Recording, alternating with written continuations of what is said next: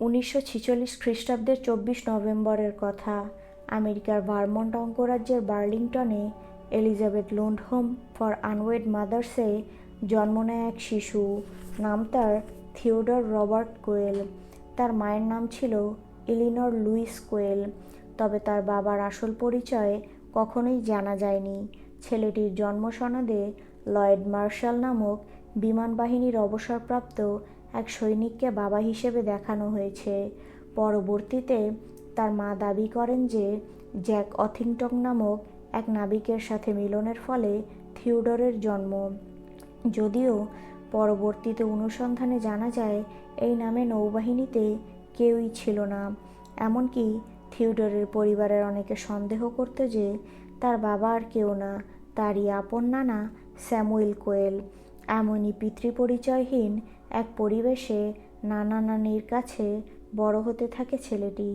পরিবার, বন্ধুবান্ধব, এমনকি থিওডোরও জানত যে তার নানা নানি তার বাবা মা, আর তার মা হলো তার বড় বোন। তবে সত্যটা খুব বেশি দিন চাপা থাকেনি।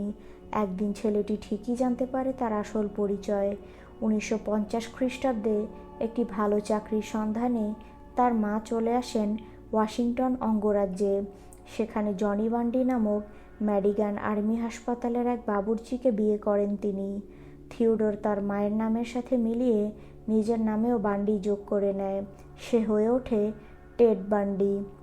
তরুণ বয়স থেকেই টেড নানা রকম সামাজিক কর্মকাণ্ডের সাথে জড়িয়ে পড়েন। তিনি নিয়মিত গির্জায় যেতেন, মেথডিস্ট ইউথ ফেলোশিপের ভাইস প্রেসিডেন্ট হিসেবে দায়িত্ব পালন করতেন। আমেরিকান বয় স্কাউটে যোগ দিয়েও নিজের প্রতিভার স্বাক্ষর রেখেছিলেন তিনি। খেলাধুলায় টেড ছিলেন সমানভাবে দক্ষ। অবশ্য তার বিশ্ববিদ্যালয় জীবনটা অতটা সুস্থির ছিল না। 3টি বিশ্ববিদ্যালয় পাল্টানোর পর অবশেষে রিপাবলিকান পার্টির পক্ষে ক্যাম্পেইন ওয়ার্কারের কাজ করতে থাকেন তিনি। 1971 সালে স্বেচ্ছাসেবক হিসেবে যোগ দেন সিয়াটল রেপ ক্রাইসিস সেন্টারে। সেখানেও তার চপলতা, মোহনীয়তা, আকর্ষণীয় ব্যক্তিত্ব দিয়ে সবার মন জয় করে নেন তিনি। তার সহকর্মীদের মতে একজন দক্ষ আইনজীবী, রাজনীতিবিদ, এমনকি সিনেটর হওয়ার যোগ্যতা ছিল তার মাঝে। কিন্তু না, টেড এসবের কিছুই হননি। তিনি হয়েছিলেন আমেরিকার সবচেয়ে ভয়ঙ্কর সিরিয়াল কিলারদের একজন। টেড বান্ডি ছিলেন প্রায় 6 ফুট লম্বা, সেই সাথে ঢেউ খেলানো বাদামি চুল, অদ্ভুত সুন্দর চোখ। স্মার্টনেস তার ব্যক্তিত্বে এক অনন্য মাত্রা যোগ করেছিল। তার মতো একজন সুপুরুষকে ফিরিয়ে দেওয়াটা মেয়েদের জন্য ছিল বেশ কষ্টকর, আর এই ব্যাপারটিকেই কাজে লাগিয়েছিলেন তিনি। নিজের ব্যক্তিত্বকে কাজে লাগিয়ে মেয়েদের নিজের শিকারে পরিণত করতেন তিনি। এভাবে তার শিকারে পরিণত হন শতাধিক তরুণী। অফিসিয়ালি বান্ডির সিরিয়াল কিলিং মিশনের সময়কাল ছিল 4 বছরের মতো, কিন্তু বান্ডির মতে তিনি প্রথম অপহরণ করেন 1969 খ্রিস্টাব্দে আর প্রথম খুন করেন 1972 খ্রিস্টাব্দে। টেড বান্ডির দ্বারা আক্রান্ত নারীদের মাঝে সন্ধান পাওয়া প্রথমজন হলেন ওয়াশিংটন বিশ্ববিদ্যালয়ের 21 বছর বয়সী ছাত্রী লিন্ডা অ্যান হিলি। 1974 সালের 1 ফেব্রুয়ারি তিনি দরজা ভেঙে লিন্ডার ঘরে ঢোকেন, আঘাত করে তাকে অজ্ঞান করেন, তাকে জিন্স এবং শার্ট পরান এবং শেষে বিছানার চাদর মুড়িয়ে নিলে পালিয়ে যান। পরদিন তার বন্ধুরা এসে কেবল বালিশে 1 ইঞ্চি লম্বা রক্তের দাগই পেয়েছিল। এরপর প্রায় প্রতি মাসেই একজন করে ছাত্রী নিখোঁজ হতে থাকে। প্রতিবারই বান্ডি একই কৌশলের আশ্রয় নিতেন। তিনি হাতে প্লাস্টার করে তার ভোক্সওয়াগন বিটল গাড়িটি নিয়ে বেরিয়ে পড়তেন। তারপর সুবিধাজনক জায়গায় কোনো তরুণীকে পেলে তার কাছে গাড়িতে মালামাল তুলে দেওয়ার জন্য সাহায্য চাইতেন ভাঙা হাতের অজুহাত দিয়ে। তরুণীটি যখনই সরল মনে তাকে সাহায্য করতে গাড়িতে উঠত, তখনই সে বান্ডির শিকারে পরিণত হতো। সেই বছরই 14 জুলাই তিনি সিয়াটলের লেক সামামিস স্টেট পার্কে যান একই বেশভূষায় সজ্জিত হয়ে। সেদিন ওখানে প্রায় 40,000-এর মতো মানুষ সাঁতার কাটা এবং সূর্য স্নানে মগ্ন ছিল। এমনই এক পরিবেশে বান্ডি 22 বছর বয়সী জ্যানিস গ্রাহামের কাছে সাহায্য চান। তিনি জ্যানিসকে অনুরোধ করেন তার গাড়িতে নৌকাটা তুলে দেওয়ার ব্যাপারে একটু হাত লাগাতে। বান্ডির অবস্থা দেখে জ্যানিসের মায়া হয়, সেই সাথে বান্ডির আকর্ষণীয় ব্যক্তিত্ব তো আছেই, তাই তিনি রাজি হয়ে যান। কিন্তু গাড়ির কাছে এসে জ্যানিস আর কোনো নৌকা দেখতে পান না। এতে তিনি আশ্চর্য হলে বান্ডি বলেন যে নৌকাটা পাহাড়ের উপরেই তার এক আত্মীয়ের বাসায় আছে। এমন কথায় জ্যানিসের সন্দেহ হয়। তিনি তাই স্বামীর সাথে দেখা করার অজুহাত দিয়ে সেখান থেকে সরে যান। এই জ্যানিসই পরে পুলিশের কাছে বান্ডির সঠিক বর্ণনা দিতে সক্ষম হন। একজন শিকারকে হারিয়ে বান্ডি কিন্তু দমে যাননি। সেদিনই ওই এলাকা থেকে জ্যানিস অট এবং ড্যানিস নাসলুন্ড নামের দুই তরুণী নিখোঁজ হন। 2 মাস পর তাদের মৃতদেহ পাওয়া যায়। সেগুলো ছিল নগ্ন, দেখে বোঝাই যাচ্ছিল যে যৌন উন্মাত্ততার সাথে তাদের খুন করা হয়েছে। বান্ডির খুন করার প্রকৃতি ছিল একেবারেই আলাদা। তিনি শুরুতেই তরুণীটিকে শক্ত কিছু দিয়ে আঘাত করে অচেতন করতেন, এরপর গলা টিপে তাকে মেরে ফেলতেন। কখনো কখনো তিনি ধর্ষণ করতেন, কখনো আবার মৃতদেহের সাথেও মিলিত হতেন। 1975 খ্রিস্টাব্দের 16ই আগস্ট পুলিশের হাতে প্রথমবারের মতো ধরা পড়েন টেড বান্ডি। হাইওয়ে পুলিশ রবার্ট হেওয়ার্ডের সামনে দিয়ে বান্ডি দ্রুত বেগে লাইট বন্ধ করে গাড়ি চালিয়ে গেলে তিনি তাকে ধাওয়া করেন। 12 ব্লক পরে বান্ডি গাড়ি থামাতে বাধ্য হন। হেওয়ার্ড তার গাড়ি সার্চ করে ski mask, gloves, crowbar, handcuff এবং এরকম আরও কিছু জিনিস পান, যাতে তাকে তিনি ডাকাত বলে সন্দেহ করেন। পরে তার বাসা সার্চ করেও সন্দেহজনক কিছু না পাওয়ায় তাকে ছেড়ে দেওয়া হয়। এবার ভাগ্য আসলেই বেশ ভালো ছিল টেড বান্ডির, কারণ পাশে একটি রুমেই তিনি তার হাতে খুন হওয়া তরুণীর ছবি লুকিয়ে রেখেছিলেন। তবে এরপর থেকেই গোয়েন্দাদের নিয়মিত নজরদারিতে থাকেন তিনি। গোয়েন্দারা তার খুন সংঘটিত হওয়া এলাকার আশেপাশের মানুষদের জিজ্ঞাসাবাদ করে খুনির যে বর্ণনা পেতেন তা অনেকটাই তার সাথে মিলে যেত। ফলে নিয়মিত বিভিন্ন কারণে আদালতে হাজিরা দেওয়া বা পুলিশের জেরার মুখোমুখি হতে থাকেন তিনি। অবশেষে 1976 খ্রিস্টাব্দের 30শে জুন থেকে তাকে 15 বছরের কারাদণ্ড দেওয়া হয়।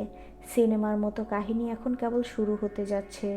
1977 খ্রিস্টাব্দে টেড বান্ডিকে স্থানান্তরিত করা হয় অ্যাসপেনে। সেখানে বিচার কার্যে তিনি কোনো উকিলের সহায়তা নিতে রাজি হননি, বরং নিজেই নিজের পক্ষে লড়াই চালানোর সিদ্ধান্ত নেন। এমন এক পরিস্থিতিতে একদিন তিনি আদালতে লাইব্রেরিতে নিজের কেসের জন্য বই খোঁজার কথা বলে যান। তখন কোনো হাতকড়া বা পায়ে লাগানো শেকল থেকে মুক্তি ছিলেন বান্ডি, আর এই সুযোগটাই তিনি পুরোপুরি কাজে লাগান। আস্তে করে তিনি একটি বইয়ের তাকের পেছন তাকে জানালা খুলে দোতলা থেকে ঝাঁপিয়ে পড়েন। এর ওপর থেকে লাফ দেওয়ায় তার ডান পা মচকে যায়। এরপর আর দেরি না করে বেশভূষা পাল্টে সোজা চলে দক্ষিণ অ্যাসপেন পর্বতে। সেখানে 6 দিন থাকার পর শহরে আসার পরপরই আবার তিনি পুলিশের হাতে ধরা পড়েন। এরপর বান্ডি আবার পালানোর পথ খুঁজতে থাকেন। তিনি কারাগারের ভেতরের কারো কাছ থেকেই একটি হ্যাকসো ব্লেড জোগাড় করেন। তারপর প্রতিদিন সন্ধ্যায় অন্যান্য কয়েদিরা যখন গোসল করায় ব্যস্ত থাকত, তখন তিনি সিলিংয়ে গর্ত করতে ব্যস্ত থাকতেন। এভাবে কিছুদিনের মাঝেই প্রায় 1 ফুটের মতো একটি গর্ত করে ফেলেন তিনি। এর মাঝে তিনি নিজের ওজনও কমান 16 কেজির মতো। এবার সেই গর্ত দিয়ে চিলেকোঠায় উঠে তিনি পালানোর রাস্তা খুঁজতে লাগলেন। দুর্ভাগ্যজনকভাবে চিলেকোঠাটি সবগুলো রুমের সাথেই যুক্ত ছিল, তাই বান্ডি যখন উপরে চলাচল করতেন তখন নিচে কম বেশি শব্দও হতো। কারাগারের রিকে অফিসারদের এই ব্যাপারটি জানালেও তারা পাত্তা দেননি, আর এটাই বান্ডির জন্য শাপে বর হয়ে দাঁড়ায়। এরপর আসলো ডিসেম্বরের 30 তারিখ। অফিসাররা সবাই তখন আছে বড়দিনের আমেজে। বন্দিরা ও পরিবারের লোকদের সাথে দেখা করতে ব্যস্ত। বান্ডি তখন তার রুমে থাকা বই আর ফাইলগুলোকে কম্বলের নিচে এমনভাবে রাখলেন যাতে মনে হয় কম্বলের নিচে তিনি ঘুমাচ্ছেন। তারপর সিলিং ভেঙে লাফিয়ে নামলেন খোদ চিফ জেলারের রুমে। বান্ডির ভাগ্য এবারও সুপ্রসন্ন। জেলার তখন তার স্ত্রীকে নিয়ে ইভিনিং শোতে ছিলেন। বান্ডি এবারও আগের মতো তার করে বেশভূষা পাল্টে বেরিয়ে পড়লেন রাস্তায়। পরদিন প্রায় 17 ঘন্টা দেরিতে যখন বান্ডির পালানোর বিষয়টি ধরা পড়ল, ততক্ষণে বান্ডি শিকাগোতে মুক্তির স্বাদ নিতে ব্যস্ত।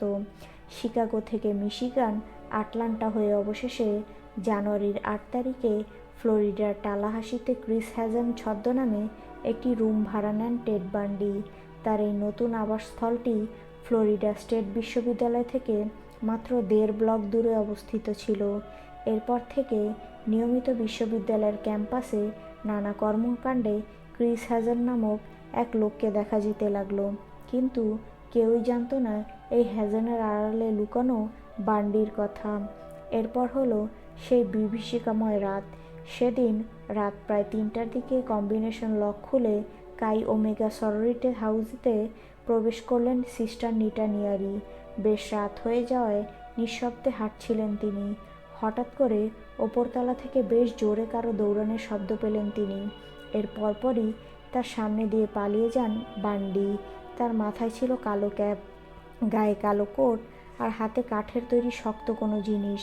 নিয়ারি ভয় পেয়ে তাড়াতাড়ি তার রুমমেট ন্যান্সি ডাউকিকে জাগিয়ে তোলেন।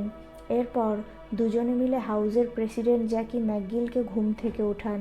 হঠাৎ করে সরোরিটি হাউসেরই আরেক সিস্টার কারেন চ্যান্ডলার টলতে টলতে তার রুম থেকে বেরিয়ে আসেন।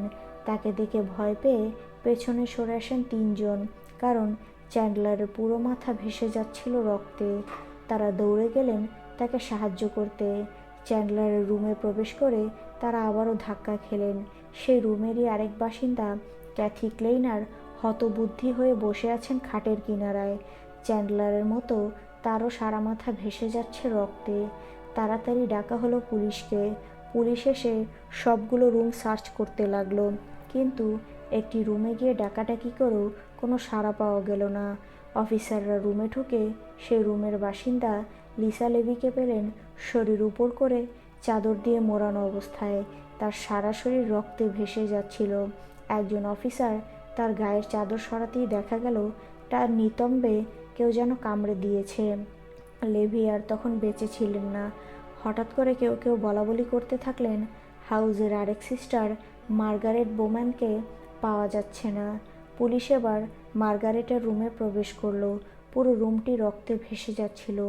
দেয়াল জুড়ে ছিল রক্তের ছোপ ছোপ দাগ। মার্গারেটকে এতটাই নির্মমভাবে মারা হয়েছিল যে দেখে মনে হচ্ছিল তার শিরচ্ছেদ করা হয়েছে। ক্লেইনার এবং চ্যান্ডলার বেঁচে যান, কিন্তু আজীবন মানসিক এবং শারীরিকভাবে তাদেরকে সেই রাতে স্মৃতি বয়ে বেড়াতে হয়। 1.5 ঘন্টা পরে 6 ব্লক দূরের 431 ডানউইটি স্ট্রিটে বান্ডি আবারও আঘাত হানেন। এবার তার শিকার ছিলেন চেরিল থমাস নামক এক তরুণী। তার কান্নার আওয়াজ শুনে পাশের অ্যাপার্টমেন্টের বাসিন্দা তাকে ফোন করেন। ফোনের শব্দে ভয় পেয়ে পালিয়ে যান বান্ডি। দ্রুত খবর দেওয়া হয় পুলিশকে। সময় কেটে যেতে লাগলো। বান্ডিকেও হন্য হয়ে খুঁজতে লাগলো পুলিশ। অবশেষে এলো সেই দিন। 1978 খ্রিস্টাব্দের 15ই ফেব্রুয়ারি অফিসার ডেভিড লি পেনসাকোলার সার্ভেন্ট স্ট্রিটে গাড়ি নিয়ে টহল দিচ্ছিলেন। হঠাৎ করে একটি রেস্টুরেন্টের পেছনে দাঁড় করানো হলুদ রঙের একটি ভক্সওয়াগন দেখতে পান তিনি। রেস্টুরেন্টটি ততক্ষণে বন্ধ হয়ে গিয়েছিল। অফিসারের তাই সন্দেহ হলো। তিনি গাড়ি নিয়ে ভক্সওয়াগনটিকে অতিক্রম করে গেলেন, কিন্তু রিয়ার ভিউ মিররে নজর রাখতে থাকলেন গাড়িটির উপর।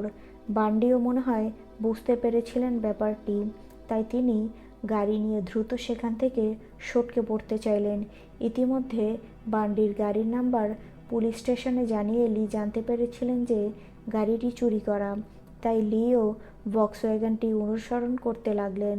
দ্রুত বেগে গাড়ি চালিয়ে টেড বান্ডি পুলিশ অফিসার ডেভিড লির হাত থেকে মুক্তি পেতে চাইলেন, কিন্তু পারলেন না। একটু পরই বান্ডি তার গাড়িটি থামাতে বাধ্য হন। কোমরে থাকা পিস্তলটি হাতে নিয়ে খুব সাবধানে বান্ডির দিকে এগোতে থাকলেন লি। বান্ডি তার স্বভাবসুলভ ধূর্ততা দিয়ে লির চোখ ফাঁকি দিতে চাইলেন, কিন্তু পারলেন না। এরপর হঠাৎ করেই তিনি লিকে আক্রমণ করে পালাতে চাইলেন, কিন্তু লির দক্ষতায় সেটি আর সম্ভব হলো না। ধরা পড়লেন টেড বান্ডি। তাকে নিয়ে আসা হলো পুলিশ স্টেশনে। বান্ডির ছদ্মনামের কারণে পুলিশ আসলে তখনও জানতেই পারেনি কত বড় এক মাছ তাদের জালে ধরা পড়েছিল সেদিন। এর পরের ঘটনাবলী মোটামুটি দ্রুততার সাথে এগোতে লাগলো। বান্ডির বিরুদ্ধে যেসব খুনের অভিযোগ আনা হতে লাগলো তার প্রায় সবই প্রমাণিত হতে লাগলো, আর তাকে মৃত্যুদণ্ডাদেশ দেওয়া হলো। এত দোষে দোষী হওয়া সত্ত্বেও বান্ডির কাছে সুন্দরী তরুণীদের থেকে নিয়মিত চিঠি আসতো। সেখানে তারা তাকে সাপোর্ট দিত, এমনকি তাকে বিয়ের প্রস্তাবও দিত। কেউ কেউ তো বিশ্বাসই করতে পারতো না যে তার মতো একজন সুপুরুষের পক্ষে এসব করা সম্ভব। অবশেষে 1989 খ্রিস্টাব্দের 24শে জানুয়ারি সকাল 7:06 তার মৃত্যুদণ্ড কার্যকর করা হয়। তার শেষ কথাটি ছিল, "I would like to give my love to my family and friends".